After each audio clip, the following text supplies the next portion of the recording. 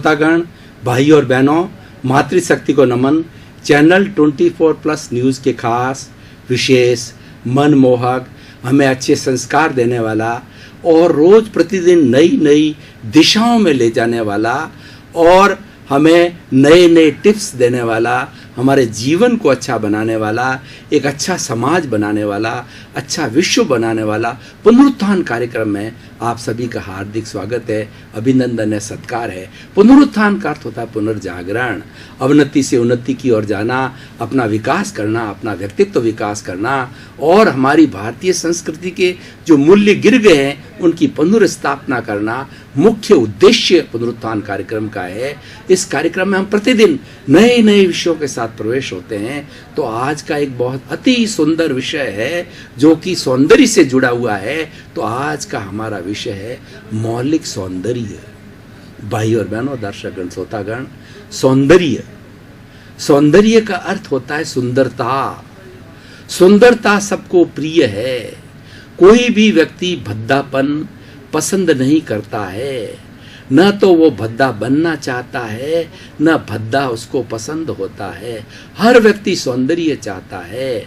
और सर, हमारे नोबेल पुरस्कार विजेता रविंद्रनाथ टैगोर ने सौंदर्य के ऊपर, प्राकृतिक सौंदर्य के ऊपर बहुत बड़ी बड़ी रचनाएं की है और उसी पर उनको नोबेल पुरस्कार मिला है।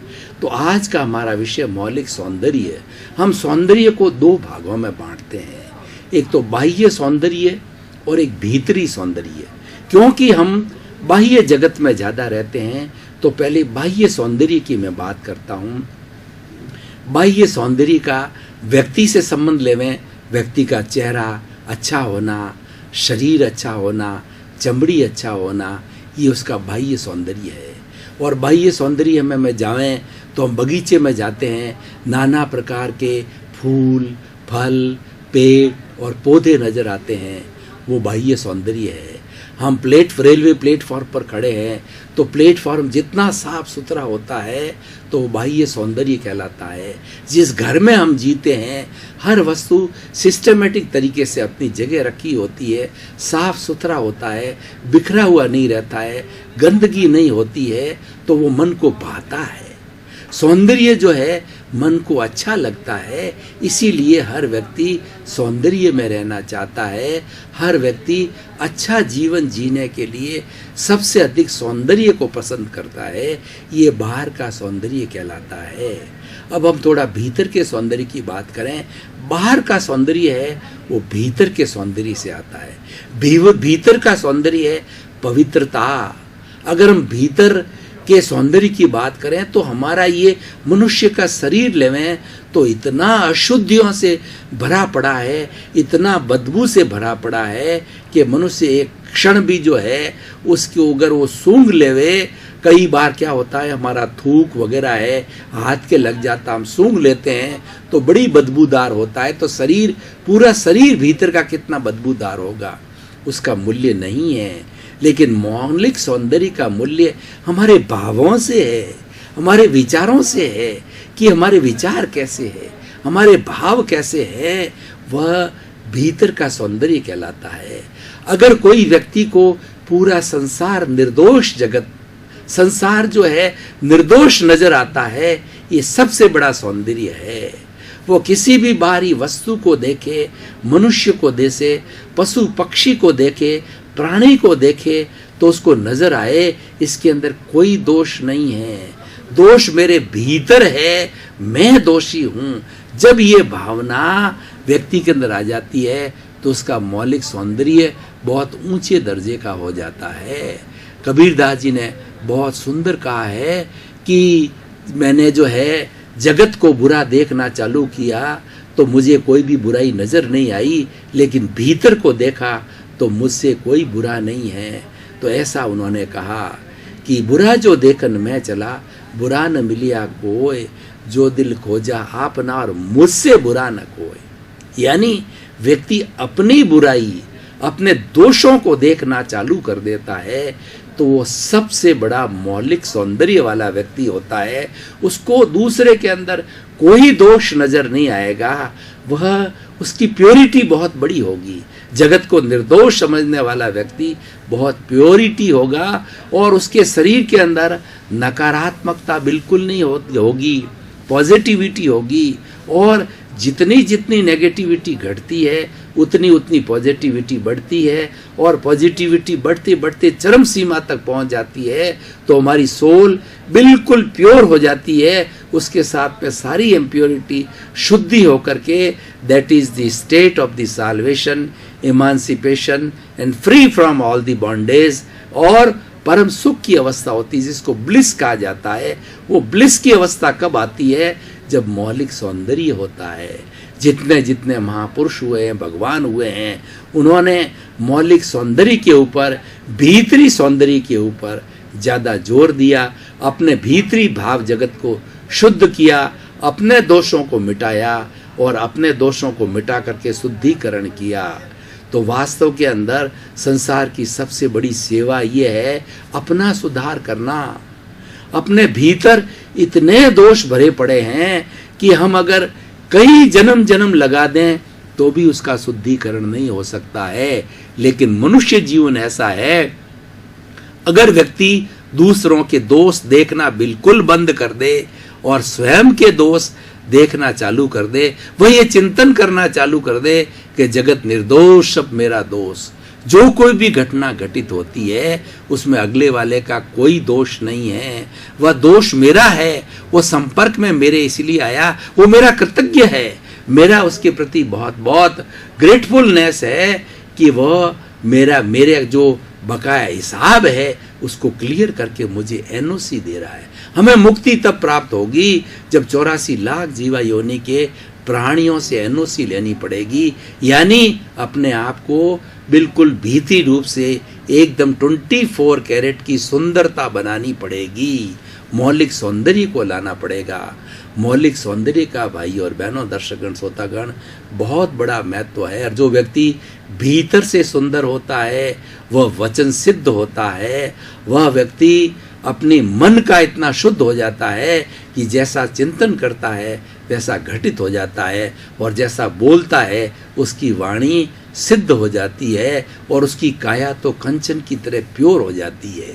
सारा जो हमारा है मामला वह सब भीतरी जगत के ऊपर, भाव शुद्धि के ऊपर, मौलिक सौंदर्य के ऊपर, भीतर की प्योरिटी पर निर्भर करता है। इसीलिए आज का ये एपिसोड हमें क्या शिक्षा देता है कि हमने इंटरनल प्योरिटी को बढ़ाओ। हम हमारे भीतर जो गंदगी पड़ी, असुचिता है, उसकी चिंता नहीं करना, लेकिन उस असुचिता के अंदर जो है हमारा भाव जगत है, वह सुंदर है, उसको डेवलप करो। जैसे कि जग माही ऐसो रहो, जो अंबुज सर माही, नीर के आसरे जल छुअत नाही। जो कितना विवेकानंद जी ने सुंदर कहा है कि ये lotus remain in the mud, we should remain in the world as a lotus remains in the mud. हमें जीवन के अंदर ऐसे रहना, कमलवत रहना चाहिए। कमल का जो फूल होता है वह ऊपर होता है, वह ये चिंतन करता है कि मुझे कीचड़ से बिल्कुल अलग हूँ, और कीचड़ ये चिंतन करता है कि उसका डंठल मेरे साथ है। तो भाई और बहनों, दर्शकगण, श्रोतागण, मौलिक सौंदर्य हमें ये शिक्षा देता है कि भीतर से आप इतने प्योर हो जाओ कि आप अपना तार ईश्वर से जोड़ लो, आप अपना तार भगवान से जोड़ लो, और घर वाले ये समझे कि सोहन राज जैसे मेरा नाम है वो हमारे साथ रह रहा है, पिता के रूप में, बेटे के रूप में, पति के रूप के अंदर, दादा के रूप में हमारे साथ रह रहा है। लेकिन आपका तार जो है ईश्वर से, परमात्मा से जुड़ जाए तो कितना सुंदर विषय है और कितना प्रैक्टिकल विषय है। आज हम वर्तमान के सिनेरियो से इसको जोड़ें तो वर्तमान का सिनेरियो इतना बिगड़ा क्यों है? आज इतना असहनशीलता का वातावरण क्यों है? आज इतना भय का वातावरण क्यों है? आज धोखाधड़ी का वातावरण, अनैतिकता का वातावरण आज क्यों बना हुआ है? मानवता क्यों गायब हो रही है? इंसानियत क्यों समाप्त हो रही है? इसका कारण ये है कि हम भीतरी जगत में नहीं जाते। हमारी इंटरनल प्योरिटी बिल्कुल इम्प्योर हो गई है, उसके बारे में कभी चिंतन करते ही नहीं है। हम बाहर से बहुत अपने शरीर को धोते हैं, अच्छे अच्छे कपड़े पहनते हैं, सेंट लगाते हैं, इत्र लगाते हैं, बहुमूल्य जो है साबुन लगाते हैं। और लेडीज़ देखिए कितनी कॉस्मेटिक्स यूज़ करती है। क्या आपने कभी सोचा कि जितना जितना महंगा कॉस्मेटिक्स होता है वो जीवों की हत्या करके बनाया जाता है, जीवों के लीवर से बनता है, जीवों के खून से बनता है, जीवन के जो बैग वगैरह बनते हैं वो मुलायम बैग है, वो जीवों की चमड़ी से बनता है। तो वो भी हमारे जैसी आत्मा है, हमारे जैसे जीव हैं। हम प्रशय दे रहे हैं हिंसा को, तो इतने कॉस्मेटिक्स को क्यों हम उपयोग में लेवें। और बाहर का मात्र हमने सुंदरता बढ़ाई है तो उससे क्या फर्क पड़ने वाला है, जबकि आपका भीतर का सौंदर्य नहीं है। और भीतर का सौंदर्य होगा तो वो झलकेगा। एक अष्टावक्र जी है, बड़े ऋषि हुए हैं, उनका शरीर 8 जगह से बाहर निकला हुआ था और इतने कुरूप लगते थे वो ऋषि महाशय कि बहुत बड़े कुरूप लगते थे और लोग हंसा करते थे। लेकिन वो भीतर से इतने पवित्र थे, इतनी शुद्ध आत्मा थी कि किसी के बारे में बुरा चिंतन नहीं करते थे। वो जगत कल्याण की बात करते थे, लोगों के भलाई की बात करते थे। और जब कभी प्रवचन देना प्रारंभ करते थे तो ऐसा लगता था कि ईश्वर बोल रहा है, उनकी करुणा टपकती थी। भीतर का सौंदर्य कब टपकता है? जब व्यक्ति बोलता है, जब व्यक्ति चिंतन करता है, जब मालूम पड़ता है, बोलने से मालूम पड़ जाता है कि इसकी वाणी कितनी हमारे हृदय को छू रही है। जो व्यक्ति प्योर होगा उसकी वाणी हृदय को छुएगी। हम सत्संग करने के लिए महापुरुषों के पास में, ऋषि मुनियों के पास में क्यों जाते हैं? कि उनके भीतर की प्योरिटी है। उन्होंने अपने आप को इतना सुंदर बना दिया है कि हमको उसका लाभ मिलता है। वो प्योरिटी हमारे भीतर आती है और हमें भी प्योर बनाती है। अब प्रश्न ये है कि भीतर की प्योरिटी आए कैसे? भीतर की प्योरिटी तभी संभव है जब हम दूसरों के दोष नहीं देखें, जब हमारी दृष्टि बाहर की तरफ, अंगुली बाहर की तरफ होती है। इसका मतलब ये है कि हम दूसरों के दोष देखना चाहते हैं, दूसरों के दोष देखना प्रारंभ करते हैं। और यही अंगुली जब मेरी तरफ हो जाती है तो इसका अर्थ ये होता है कि मेरा खुद का शुद्धिकरण, मैंने दोषों को देखना प्रारंभ करता हूँ, शुद्धिकरण प्राप्त करता हूँ। तो ये सबसे बड़ा शुद्धिकरण है और यही जीवन का सबसे बड़ा राज है कि भीतर के सौंदर्य को प्राप्त करने का। और आज की जितनी सामयिक हमारी समस्या हैं सभी का समाधान संभव है। आज से पूर्व जो हमारी भारतीय संस्कृति, जो भारत जो है एक सोने की चिड़िया था और ये धर्म गुरु देश कहा जाता था, आज भी उसमें उतनी पोटेंशियलिटी है, उसमें संभावना है। और विश्व आज भी मान रहा है कि अंतिम समय तक भी जो है कोई अच्छा संदेश, अच्छा बदलाव, अच्छी मानवता की बात आएगी, पंचशील की बात आएगी, अहिंसा की बात आएगी, वो भारत से आएगी। क्योंकि हमारे ब्लड के अंदर कई कई जन्मों के संस्कार है, हमारे ब्लड में अहिंसा के संस्कार है, मैत्री के संस्कार है, वसुधैव कुटुंबकम के संस्कार है। ये सारे संस्कार प्योरिटी से आते हैं। हमारे ऋषि मुनियों ने फाउंडेशन इतनी सुंदर बना दी। वेस्टर्न सिविलाइजेशन प्रारंभ से जो है बाहरी जगत के अंदर घुसा, साइंस के अंदर झुका वो, और मन वचन काया के लेवल पर झुका और उस पर कार्य किया। लेकिन हमारी भारतीय संस्कृति के ऋषि मुनियों ने भीतर अपने शरीर को लेबोरेटरी बनाया और उन्होंने संतुलन रखा। उन्होंने व्यवहार शुद्धि और निश्चय शुद्धि दोनों के ऊपर बराबर जोर दिया। अगर आपका निश्चय शुद्ध है तो व्यवहार जरूर शुद्ध होगा, और व्यवहार शुद्धि निश्चय शुद्धि के साथ में होती है। इसलिए भाई और बहनों, दर्शकगण, श्रोतागण, ये व्यवहार और निश्चय, ये दोनों का जोड़ा है। ये दोनों एक दूसरे से पूरक है, ये कंप्लीमेंट्री है, एक दूसरे को शुद्ध करते हैं। और शुद्धिकरण की प्रक्रिया चलनी चाहिए, और प्योरिफिकेशन की जब चलती है, सब्लिमेशन की चलती है, इंट्रोस्पेक्शन की चलती है, तो हम भीतर ही भीतर अपने दोष देखना चालू करते हैं और हम प्रायश्चित करते हैं कि 84 लाख जीवा योनि के प्राणियों से हमको कितने कष्ट दिया।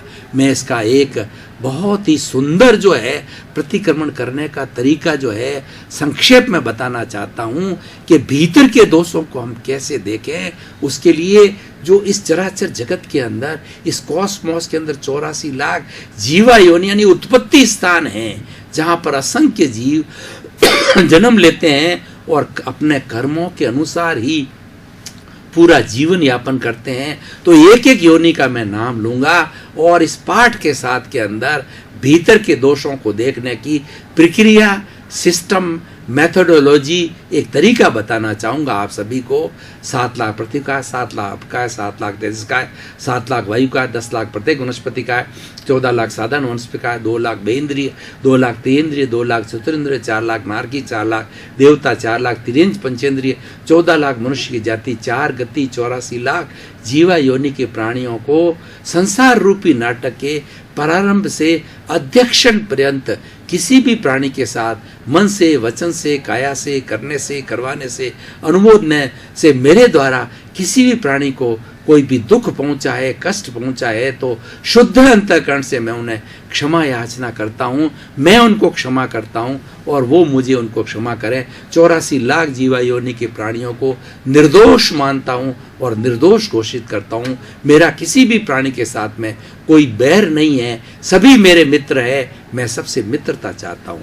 देखिए, ये मैंने एक प्रतिक्रमण का सूत्र दिया, अपने प्रायश्चित का सूत्र दिया कि मेरे द्वारा जो दोष किए गए, तो मैंने 84 लाख जीवा योनि प्राणियों से क्षमा मांगी। तो मेरे ये वाइब्रेशंस पूरे पर्यावरण के अंदर चले गए, पूरे कॉस्मोस में चले गए, क्योंकि मैंने एक एक जो है वह उत्पत्ति स्थान के प्राणियों को संबोधित किया। तो हमारी आत्मा अव्ययवाद कहलाती है। हर प्राणी के भीतर में शुद्ध आत्मा विराजमान है और ये शरीर जिसको रिलेटिव बोला जाता है वो इसीलिए मिला है कि हमारे पूर्व जन्मों का कर्मों का बोझ है। हमारे कई कई जन्मों से हमने जो अच्छे बुरे कार्य किए हैं उसका हमें भुगतान करना होता है। ये भुगतान करने के लिए मन वचन काया बने हैं। ये पर है, पराधीन है और ये व्यवस्थित शक्ति के अधीन चलते हैं।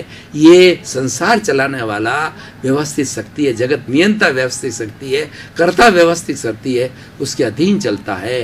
तो शुद्ध आत्मा सबकी एक है, कृष्ण की, राम की, महावीर की, मेरी, ऋषभ की, कीड़े की, मकोड़े की, पेड़ की, पौधे की, गाय की, भैंस की, सब में शुद्ध आत्मा भगवान विराजमान हैं। और वो शुद्ध आत्मा से जो मैंने ये प्रायश्चित प्रतिक्रमण किया वह हर एक तक पहुंचा है। मेरे वाइब्रेशंस हर एक तक पहुंचे हैं।